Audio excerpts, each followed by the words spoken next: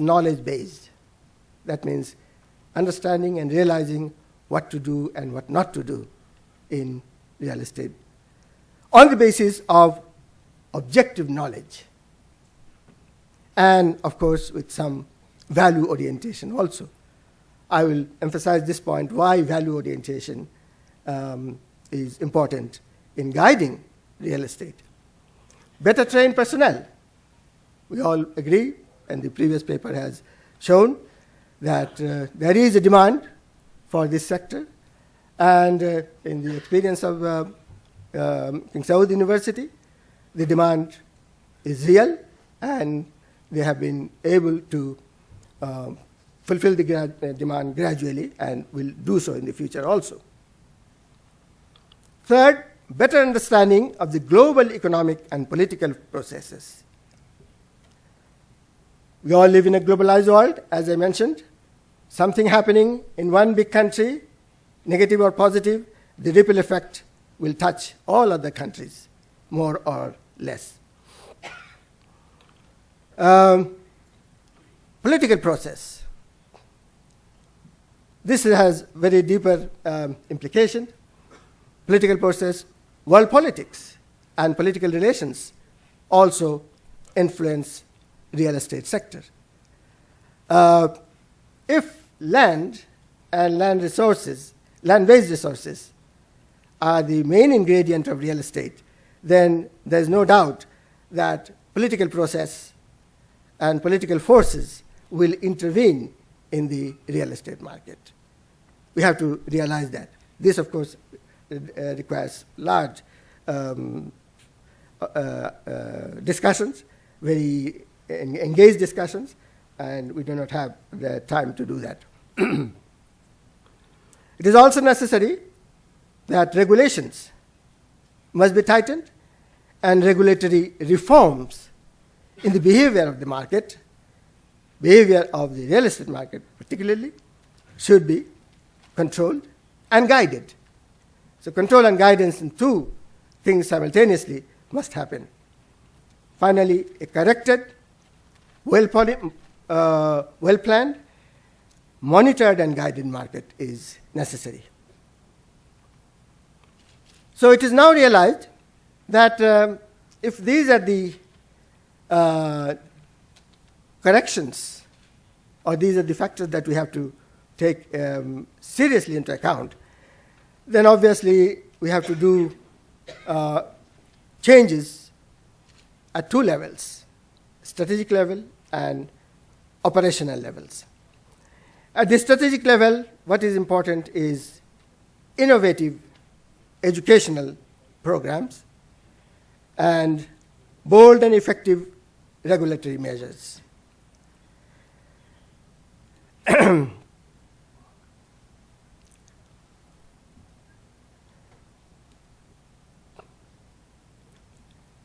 At the market operation level, what is required, and it is said loud these days, that we require honesty, integrity, realism, and professionalism in the operation of real estate, in the management of real estate.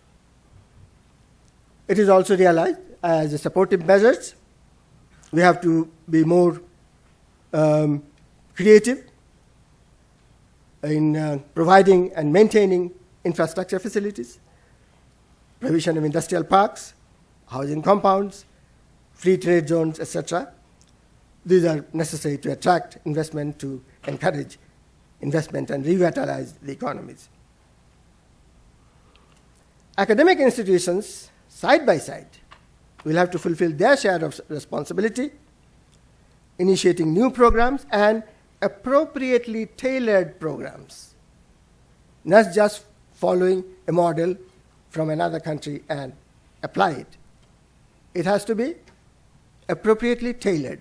That means we need a package of education for Saudi Arabia, which may be relevant for another country, may not be, because every country has its own economic resources, economic base, it has its social structure, it has political structure, it has ideological orientation.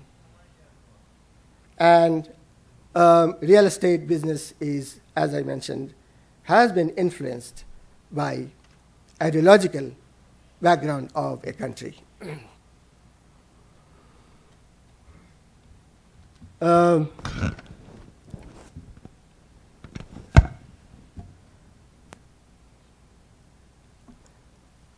Very briefly, implications for education in real estate. First of all, we educationists or educational planners, we have to realize, and the business world also, that we have to recognize these forces of globalization and the realities which exist as local factors. And both these are interactive. We have not so far been careful in which of the global forces to invite, to accommodate, and which one needs to be prevented and not allowed to come in. This is a very tricky job, and it requires commitment, ideological commitment from the government as well as from the citizens. So what we have to realize is that the impact of global economic flows, how money is flowing, how information is flowing, and how financial service institutions are influencing the whole world in the web. And in this web, again, one negative happening in one place will infiltrate other parts of the world. So we have to be very careful in our financial services network and in observing the global forces, globalization process, which elements of globalization is healthy for us, is helpful for us, and which one should be prevented and protected from entering. There are, of course, global technological advances. Professor James has repeatedly pointed out this point yesterday, that we should use technology, not be used by technology. That is a very important lesson in opening sessions like these. Changing outlook on the environment and sustainability. This is a subject of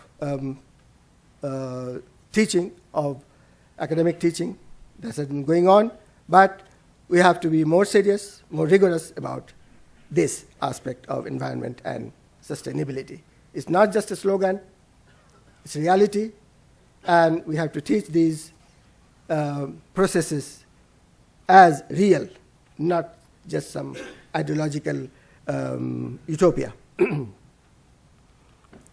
Deepening awareness of strategic resources, land, water, and energy. Again, this point also has been emphasized by Dr. James. Rapid urbanization and changing urban patterns.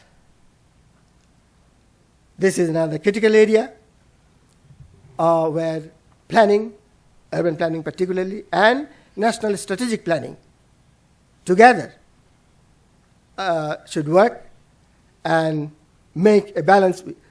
The national plans in Saudi Arabia has been talking about balanced development since 1985. But are we heading towards balanced development of settlements? Obviously, we are not. So this rapid urbanization and the patterns of urbanization, high-rise, low-rise, and things like these, are these appropriate? Are these solving our problems or aggravating the situation, or creating more problems? I think I agree with Dr. James's message yesterday that it is aggravating the situation. It is creating more problems than solving problems. And we'll be heading, we are already heading and probably reach a situation a point of no return, where everything has to be demolished and then start all over again. But that will be a very, very expensive process of learning. Another controversial area is widening controversy, is the private sector interest and public benefits. We have to redefine what is public interest. When, in the name of public interest, the government acquires large chunk of land and develop a hypermarket complex, does it benefit all the sections of the population? Is it useful for all the sections of the population? Is it justifiable or is it viable in the smaller communities? If smaller communities cannot have this kind of facilities, what it is serving? So planning and real estate development should serve all the sections of the population equally, equitably. Private real estate development should not be aimed only at a particular group and satisfy their needs. And last point, the variable concept of housing affordability. We have been talking about affordable housing. I think this is just a smokescreen, a very vague concept, very fluid concept, being pushed around, and everybody is interpreting it according to his convenience and his objectives. Very obviously, at human level, what is affordable to me is not affordable to a person who is 2 levels below, economically, below me.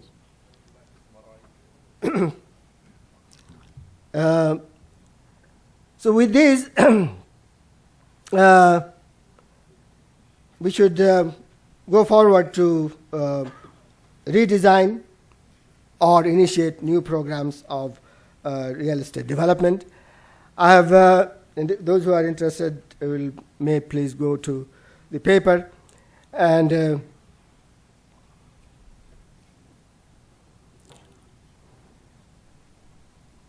see what I have jotted down for educational guidelines for Saudi Arabia.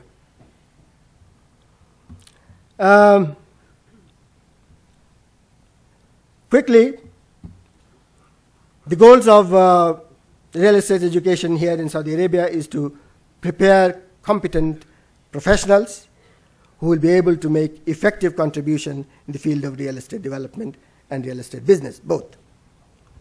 Raise a cadre of real estate professionals proficient in scientific methods and equipped with both theoretical knowledge and technical skill. Prepare professionals who would be able to incorporate both the Islamic financial principles and the modern financial practices into a system suitable for sustainable growth and real estate in the kingdom. And a very important point, provide real estate markets with professionals who would be efficient and yet realistic rather than dream sellers. What I mean by this is that we see many companies, many real estate operations who create in the cyberspace dreams. And they try to sell the dreams and succeed in selling the dreams.